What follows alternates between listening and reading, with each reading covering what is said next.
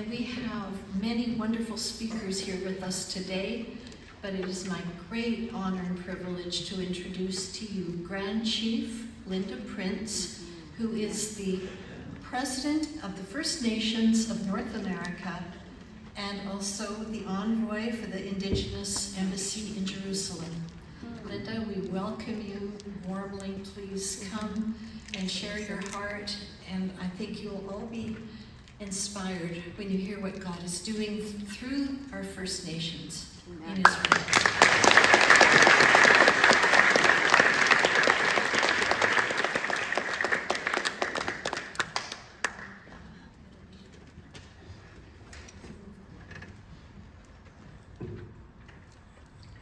Thank you. I'm here to talk. Wonderful speakers, yes. Julio was awesome. It's my honor and pleasure to be here as First Nations, not only the President of the First Nations of North America, but the newly appointed Envoy of the newly inaugurated Indigenous Embassy, Jerusalem.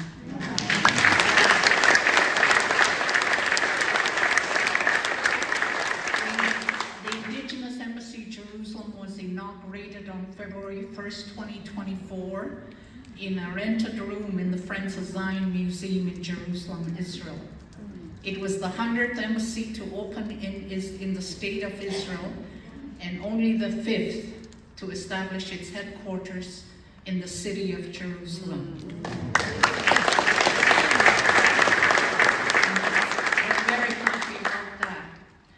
And we're the remnant of Indigenous people for First Nations in North America. As the President and founder in September, it was an accumulation of a 25-year dream. In September of 1999, led a delegation of 100 First Nation from the United States of America and Canada and met with the Israeli Knesset. Abraham Burke received us, and we expressed our desire for our own embassy at that time. A few months later, in January 2000, we brought the same agenda item to the World Christian Gathering on Indigenous People in the nation of Australia, and put this on the agenda for the worldwide audience of Indigenous people. We're met with horrific opposition by not the majority, but some. It was realized then, though this was a Christian gathering, that many of these people, depending on which denomination had reached them, there was a lot of replacement theology. And so we realized we had a major problem. It was tabled at that Indigenous Worldwide Conference, and that we began the long, arduous task of re-educating our people and bringing deliverance, of changing the mindset once again to think Indigenous. And one of those things, as you know, the assimilation policy that we suffered in North American continent, the 5 things they outlawed, that brought about the Indian residential boarding schools, of which I am a survivor. The first thing they outlawed were the language, then the songs, the dances, the regalia, and the instruments. Why was that in that order? It has to do with our identity. And the removal, the slogan was to kill the Indian but save the man. Your languages are attached to your way of thinking. Our way of thinking at that time was that there was a creator that created us and placed us here. We were to find later from the Black Book prophecy that one elder dreamt a black book would land on the shores of North America one day. In his best description, to describe a ship. And in that book contained the truth. We already had a knowledge of the creator of the universe, a strong relationship and a strong knowledge. And that black book, he said, contained the truth.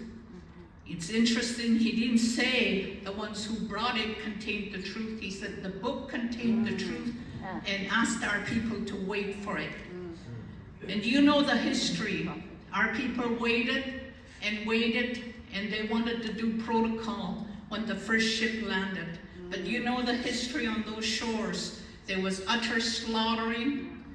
Pregnant women's stomachs were cut open, and bloodshed was spilled on the shores of the North American continent.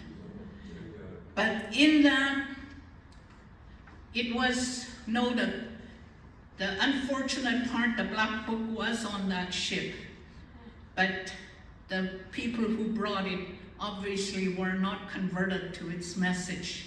Otherwise, there wouldn't have been no slaughtering of our people, innocent bloodshed that we have to deal with. But in that history, we have to live this life of forgiveness continuously, this life of repentance, this life of forgiving, and it's not easy. So in this boarding school, I was taught the first day, it was the introduction of Christianity to our people. And the first day of this Christian class, I was brought there a week after my 5th birthday. And they said, God made a mistake when he created you in India. So we've been sent to your shores to correct his mistake. You're forbidden to speak your language, sing your songs, dance your dances, no regalia, no instruments. And if you had a strong command of the English language, you were okay. But if you only spoke your language when you left home, you had a hard time. There was much punishments. Many people were maimed and became lame from all the beatings. There was deaths. You're starting to hear about it now, right? With the graves, the 215 graves in Kamloops. It's in the thousands now as they're searching different residential boarding schools. Only the Creator knows what the final number is. But one thing is for sure, as the book of Genesis says, the blood of Abel is crying from the land when Cain, his brother, murdered him. The blood of innocent children are crying. And that includes the blood of the Jewish children that were slaughtered, as was so eloquently said before me by other speakers. And make no doubt about it that the Creator has heard those cries. And we are his agents now to bring justice about.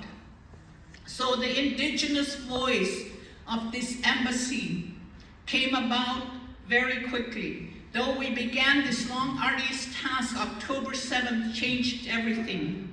And it was the deputy mayor of Jerusalem, Fleur Hussein, that brought this about on the Israeli side. 2 of the indigenous people, Maoris from New Zealand, on the indigenous side, brought through the development of the Indigenous Coalition for Israel.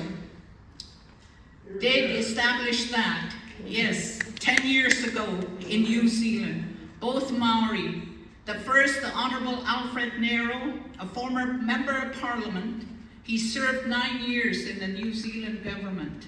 He also was a former cabinet minister. But while in power, he introduced the policy of Parliamentary Friends of Israel and shifted the New Zealand government to stand with Israel. But Alfred is also Jewish by blood. He was raised by his Jewish grandmother, Rita Goldstein. Wow. So you had a Maori and Jewish man appointed as the first director to the Indigenous Embassy, Jerusalem. The other director is Dr. Cherie Trotter. She's called doctor because she holds a degree, a philosophy of doctorate degree, and her thesis was on Zionism. Her thesis, she studied Jewish history. Now, these two collaborated, and 10 years prior to this embassy opening, they developed this coalition, and they had to, because if you know anything about indigenous world history, the Maori people, many of them rose to stand up for Palestine and were very vocal. And they began to tell lies that the Jewish people were the white colonizers, colonizing the indigenous Palestinians, which is furthest from the truth as you can get, a blatant lie. So they, in that great opposition, things are birthed, embassies are birthed, or whatever is birthed because of what's at hand and the great opposition, the great lies. Somebody has to rise and to do something. So they rose up with the majority of their people against them and began to combat those anti-Semitism and lies, which I'm very grateful, and I want to tell that story to honor and bring honor where honor is due. But I want to say that we are the remnant of the remnant, and as indigenous people, we were placed here by the Creator. It's even scriptural. In Acts 17:26, it says, out of one blood he made every nation of the world. He pre-appointed their dwelling place and the lands where they should live. He also pre-appointed their seasons and times. Maybe in 1999, Israel wasn't in that desperate position to need us to have our own embassy as indigenous people from around the world. But October 7th, after October 7th, it's our time now and it's our season. And we're very, very happy and rejoicing to this day that the Creator remembered us as his end-time warriors.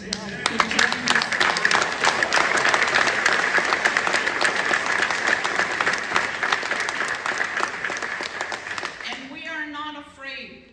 We are not afraid to lay our lives down because we already been there. We already died, and you only die once, right?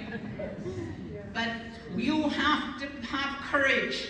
The warriors returning home on October 27, 28, 29.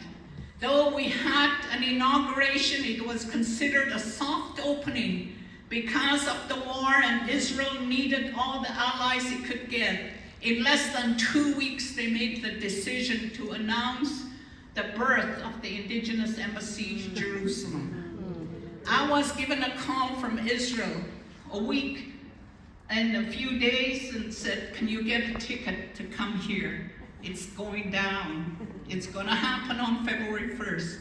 It was impossible for me to do it, as was many indigenous leaders around the globe. So they considered it a soft opening. But you know, as indigenous people, we're ceremonial people. We're not going to quietly accept this great victory. We want the whole world to know, and Israel to know, its warriors, indigenous warriors, are coming home. So,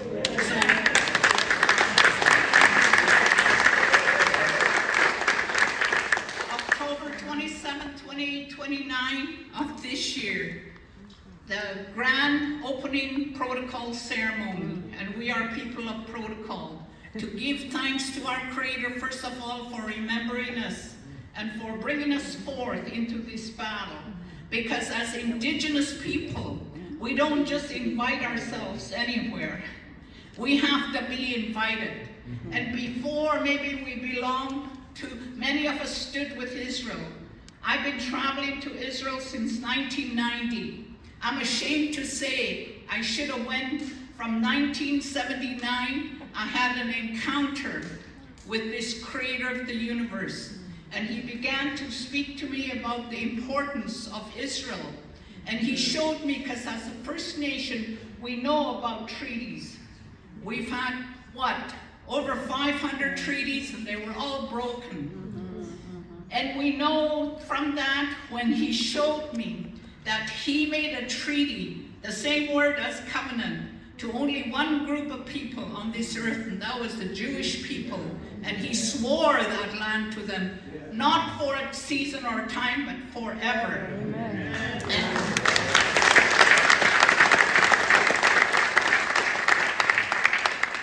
I received that revelation and understanding as a leader and took that to heart. And he asked me that it's to the Jew first, as scripture says, and then the rest, that I was to live the politics here with my own people and start concentrating on Israel. I didn't know what I was doing. I needed Mordecai's. I still need Mordecai's. So to the Jewish people in here, now I'm in this position. I need you. I need you to help me. I'm establishing a relationship, though I had it with Israel.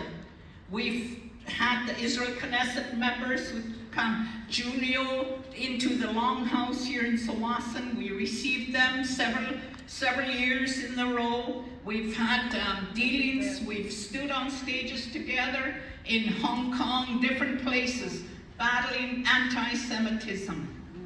We're voices of ones crying in the wilderness. But where in this hell on earth that has been unleashed against the Jewish people are the churches and the Christians? Where are you? Where's your voices? When you're called upon to do a march, or when you're called upon. I don't like what our countries have turned into. Turtle Island, as we call it, North American continent, Canada and United States. We don't see any borders. Our people, the borders messed us up badly, because half the tribe stayed on one side, the other half. And it is today we're bringing people together. Many of our children, when I went to ICEJ, I spent a week in Poland, and I had Jewish people from Israel fly to meet with our delegation of First Nation before we went to Israel and teach us about replacement theology and anti-Semitism. We want to hear it from the people themselves.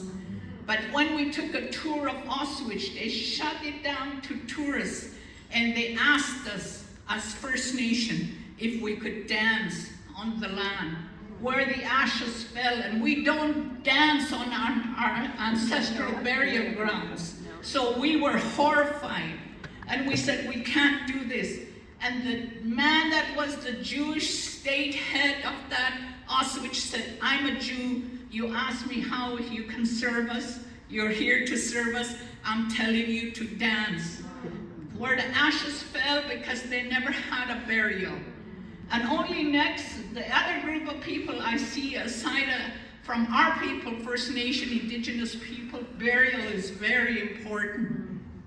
And so my whole team was horrified as First Nation from all over North America. And they were looking at me.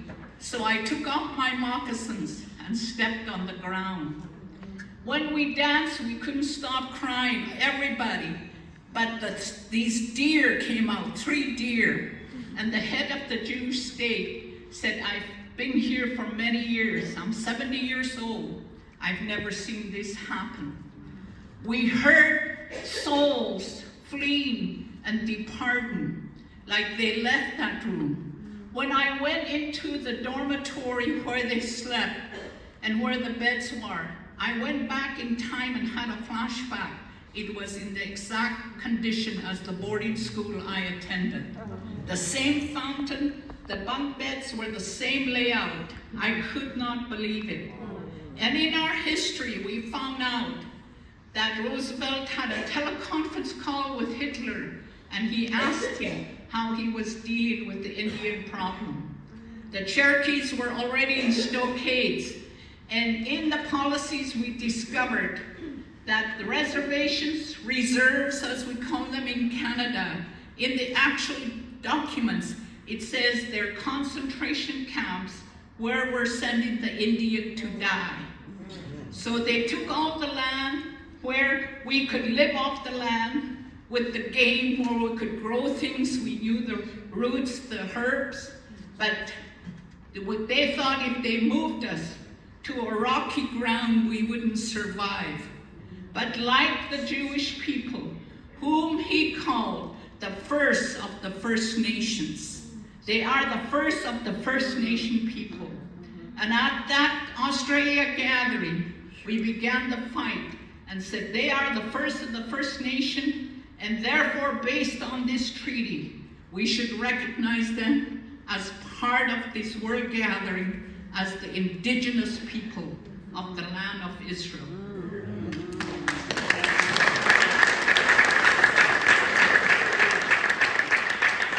The indigenous, and then this whole notion of what indigenous is, and this went to the United Nations.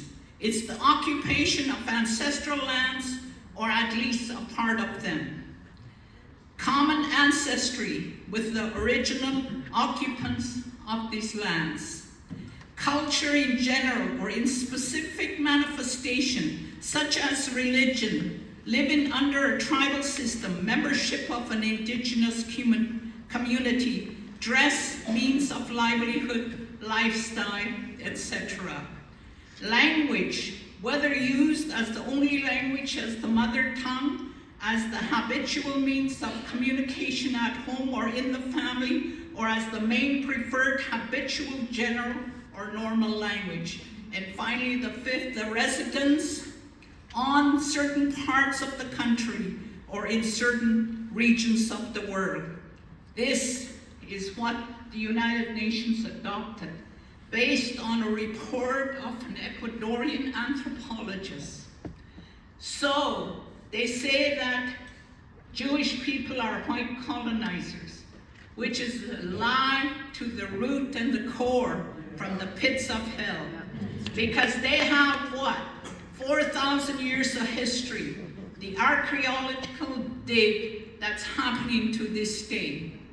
We know as Zionists, and I am a Zionist, I believe in the biblical Israel, to whom the land was given.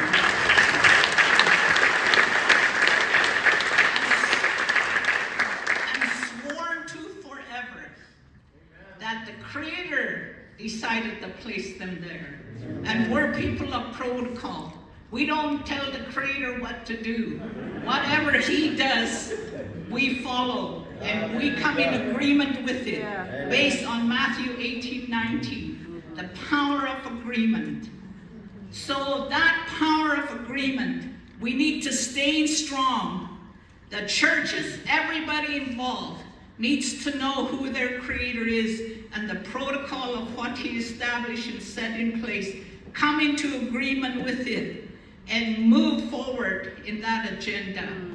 So we look forward. I want to invite you all to Israel. It's not just for indigenous people around the world. I'm busy every day. We'd love to bring some of our war canoes into Israel and come ashore as part of the protocol ceremony. So you need to pray for me as I meet with canoe journey families. The Maoris are wanting to bring their war canoe. You know, indigenous people all over the world. And we would like to land on those shores and say, Israel, your warriors have returned home, and we're here to stand with you forever.